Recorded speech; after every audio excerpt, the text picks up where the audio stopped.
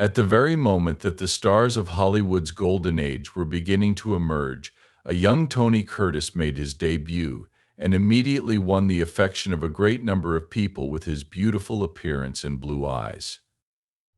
After some time had passed, a great number of fans came to realize that Curtis was more than just a pretty face.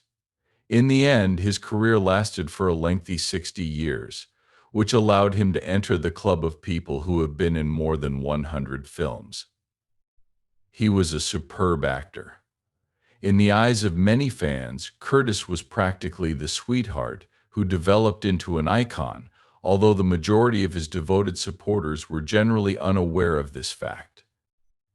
Unbeknownst to everyone, Curtis possessed a genuinely disturbing and frightening dark side. You will also have the opportunity to hear the facts here. When Curtis, then 23 years old, came in Hollywood in 1948, he had no idea what California would do to him or what this new adventure would take away from him.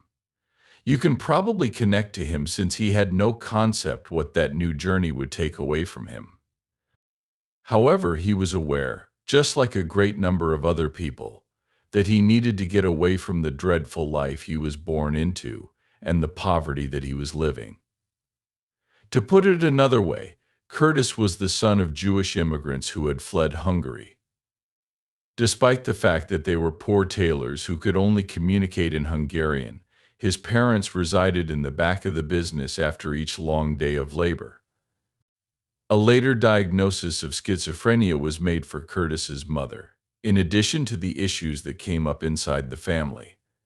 And if that wasn't the worst possible circumstance for the family, Curtis's youngest brother Robert was institutionalized with the same mental condition. This was the worst possible news for the family. The situation worsened even further for this family. Because he was unable to comprehend the English language, Curtis himself was forced to postpone his education. Due to the fact that his parents were unable to provide for their nutritional needs, he and his brother Julius were placed in an orphanage for a period of 1 month when they were 8 years old. After another 4 years, Curtis's brother Julius passed away as a result of an accident. A truck was responsible for the death of the young boy on the scene. In this moment, Curtis had given up all hope, was completely by himself, and made the decision to fend for himself. When Curtis joined a neighborhood gang, his primary offenses were skipping school and stealing. He was just a few years old at the time. This was his life, and it appeared as though there was no longer any chance of a positive outcome until a neighbor took a chance on the child who was in pain. Curtis was taken to a Boy Scout camp by this neighbor who was really helpful. The place where the young man might focus his rage and fury into something that would be more beneficial to him.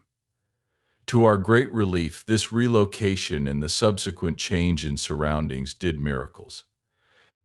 It was easier for Curtis to find his footing once he returned from his stint at camp. And this was the knowledge that he had the ability to go to high school and obtain the fundamental education that would provide him with a fighting chance in life. On the other hand, the institution did more than give him an education. At the age of 16, Curtis was given his first modest acting opportunity, which proved to be a turning point in his career. He was selected to play an idiot in a drama about a settlement house, and Curtis took the role so seriously that he shaved himself bald in preparation for it. He also did all in his power to keep his head warm while he waited for almost 3 hours to go on stage.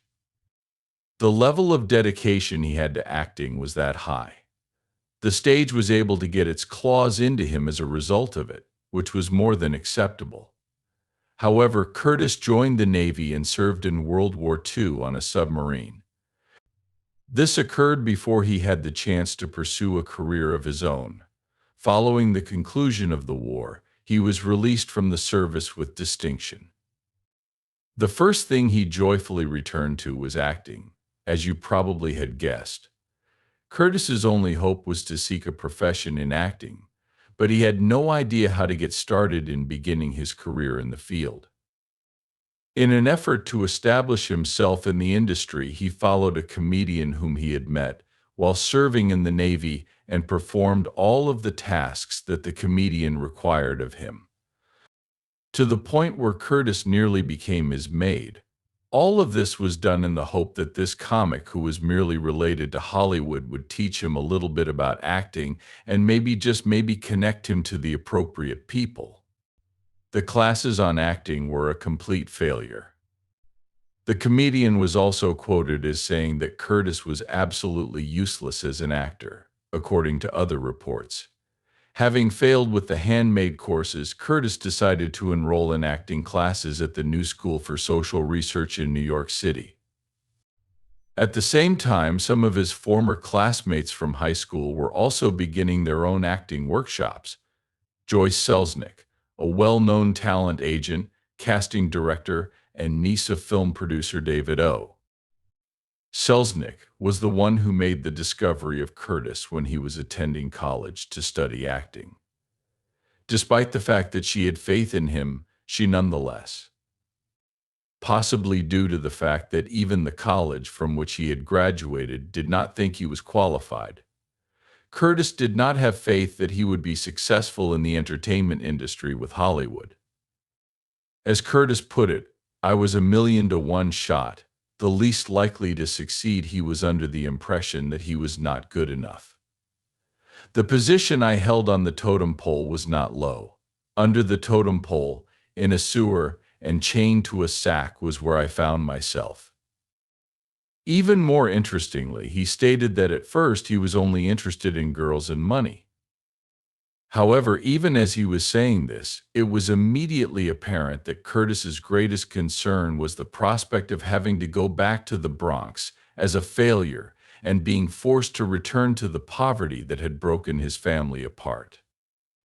Therefore, when Curtis was confronted with the prospect of returning to the Bronx or acting, he continued to act in whatever came his way, even when people were telling him that he was not suitable for the role.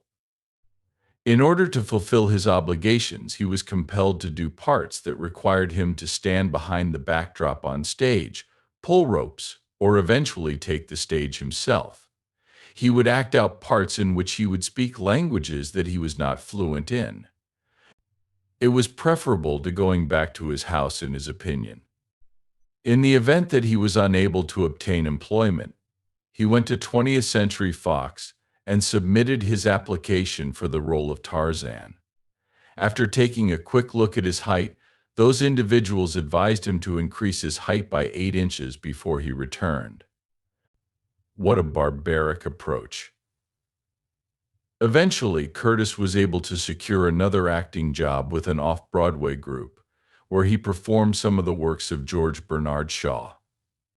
Eventually, Curtis was able to reap the benefits of his perseverance, since he was able to perform at his highest level in that particular situation. Additionally, the discussion about his potential grabbed the attention of an ambitious theatrical agency, who arranged for an interview to take place between Curtis and the head of Universal International Pictures, who was responsible for the Eastern region.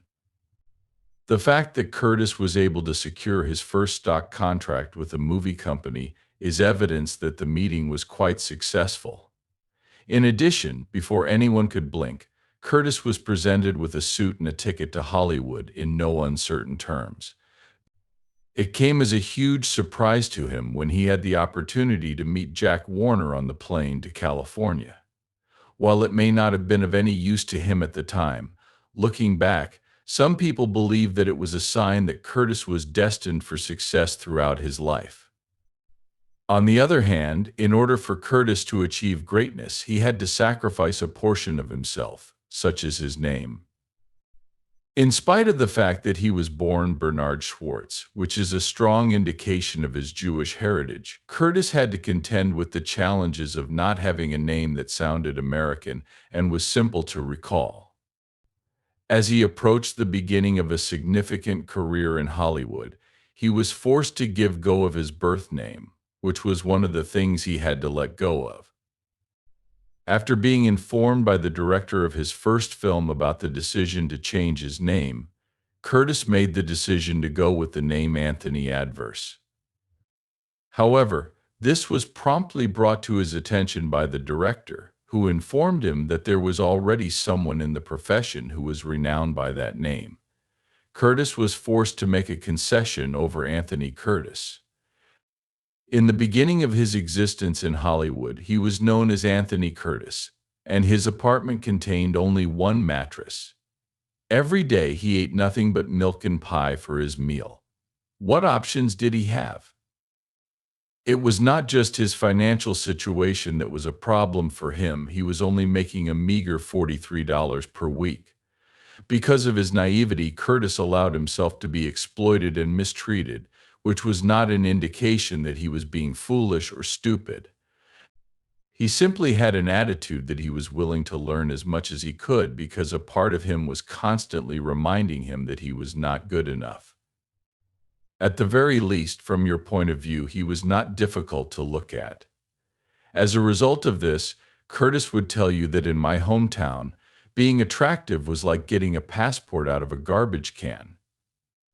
On the other hand, there were 15 guys about Universal who looked just as good as I did, and they were all waiting for me to break a leg. The golden age of Hollywood was the perfect leveler for him. Furthermore, in spite of the fact that he had been dealt a truly horrible hand at an early stage in his life, there were a great number of other people whose tails were also moving. He was under the impression that he had no justifications. Curtis came dangerously close to leaving the entertainment industry at one time, and he was on the verge of doing the one thing he said he would never do, going back to the Bronx.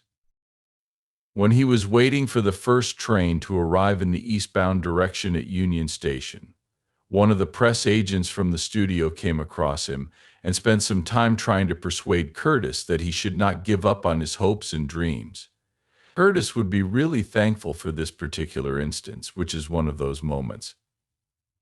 Following his return to the workforce, he played a role in 3 films in which he said less and less language.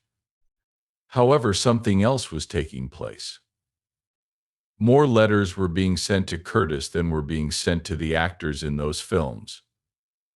It was recalled by him that I had been a prominent figure in film publications, but I was unable to be arrested in photographs. The competitions even included the chance to win Tony Curtis for a week. I was a prize all of a sudden that I was. After a week, I was won over by a woman in Terre Haute. Additionally, when we arrived, she stated that I was quite interested in the gas burner.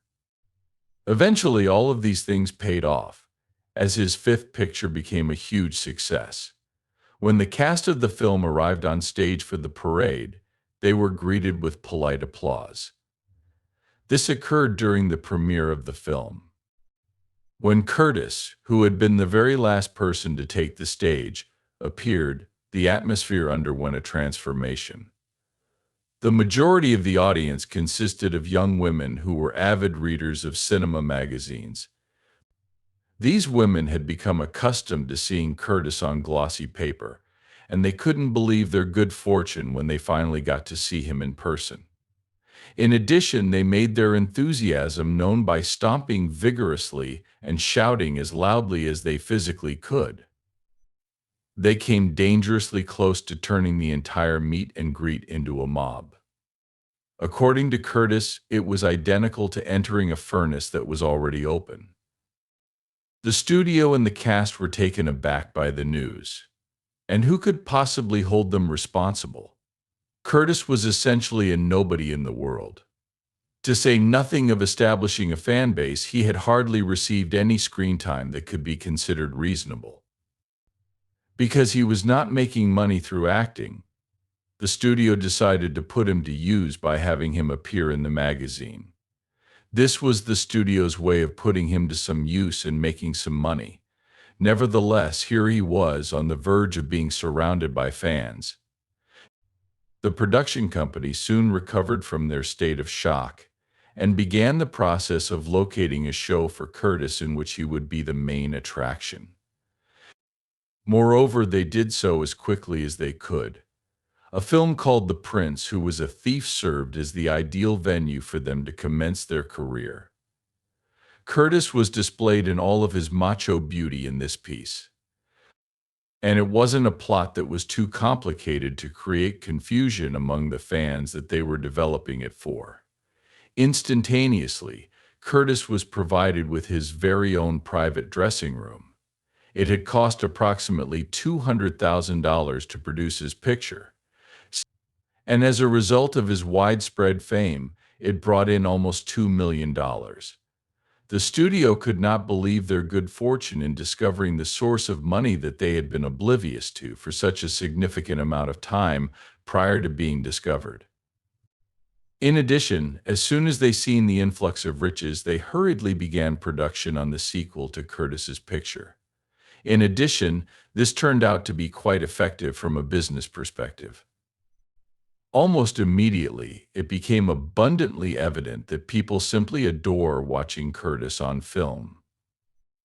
During the subsequent few years, he was starring in a wide variety of highly profitable film productions, all of which contributed to the consolidation of his status as one of the rising stars of his era. Is it S?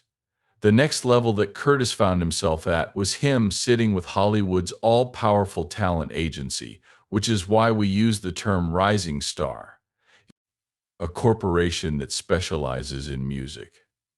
Hollywood had finally acknowledged that he was somebody, and here was the stamp that he made it official with. On the other hand, after 7 years of working for Universal, Curtis and his team came to the conclusion that there was a higher level they could achieve.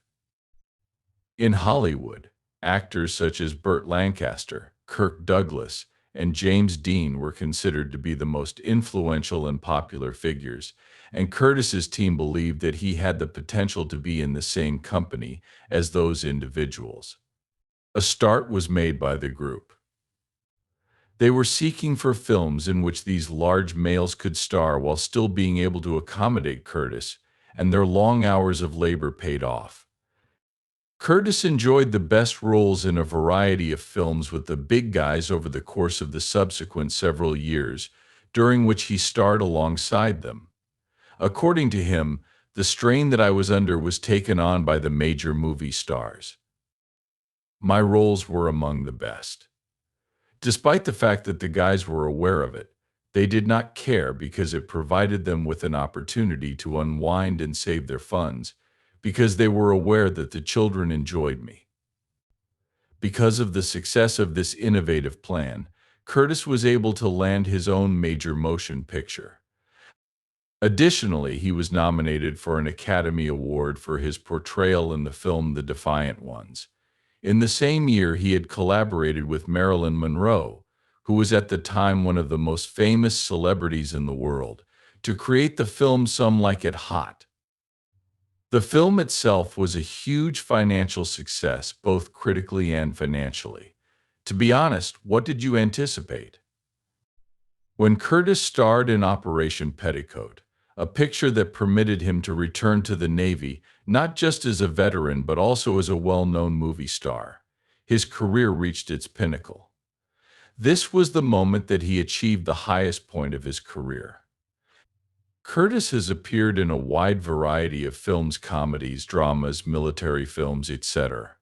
He was quite versatile, and he took great pride in his work. Despite the fact that he was never awarded an Academy Award, he was honored with a star on the Hollywood Walk of Fame and entered into the Hall of Fame in the year 1960. Additionally, he was honored with the Order of the Arts and Letters from the French government. With so much success under his belt, Curtis brazenly declared, "Today I'm adjusted as a man and as a star.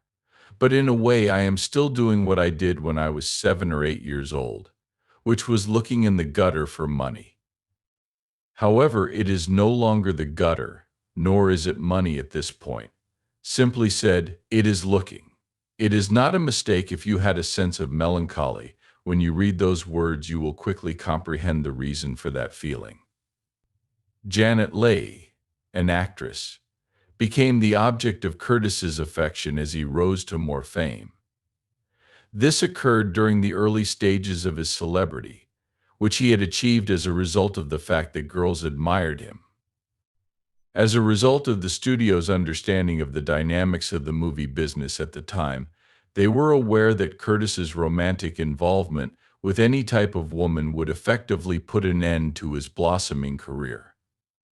Consequently, despite the fact that the studio would typically avoid becoming involved in the love relationships of their stars, they spent 3 days trying to persuade Curtis not to get married by informing him that if he did, he would be putting himself in danger financially.